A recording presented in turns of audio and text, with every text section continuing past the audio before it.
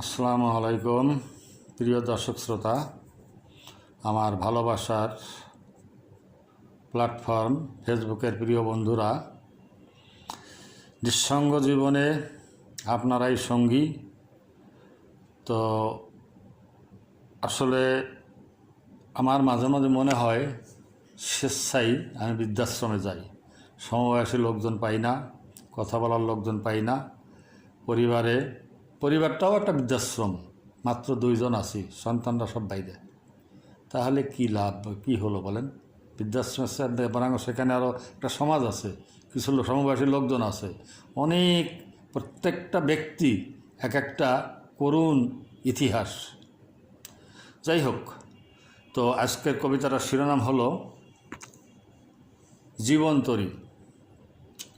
এই জীবনের পরিণতি গতি প্রকৃতি নিয়ে লেখা।